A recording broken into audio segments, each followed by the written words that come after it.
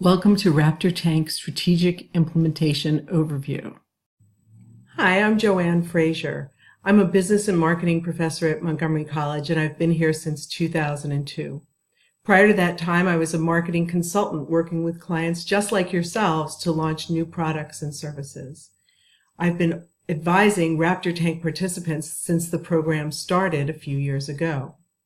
Today we're going to talk about the strategic implementation section of your plan. So far, you've come up with a great idea for a business. You've described it, named it, established goals and objectives. Now, how are you going to meet them? We suggest you begin by thinking of each functional area and determine what needs to be done in order to implement your plan. We'll start by looking at the Executive Summary Business Plan Guidelines. We'll start with Section 5, Strategic Implementation, beginning with the production process. Production is a process of combining various tangible and intangible inputs in order to make something that can be consumed.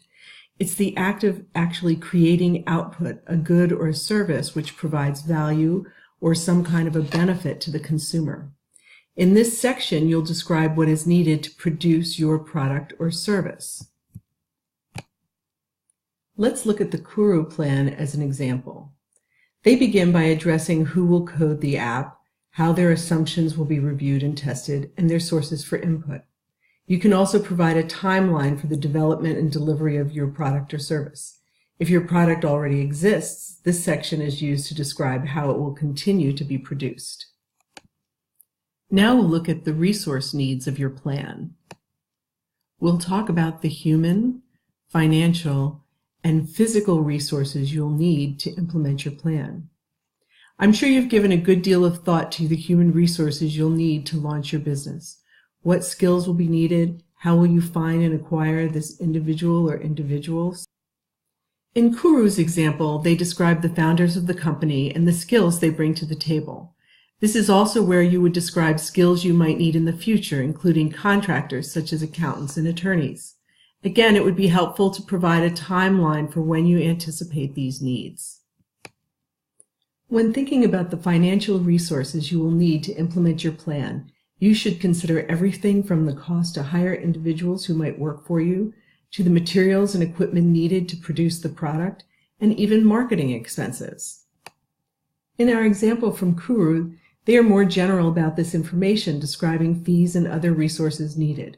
You can make this section even stronger by including more specific expense detail. Finally, you will identify the type, quantity, and quality of the physical resources needed. This can be anything from hardware, software, raw materials, and even a physical location.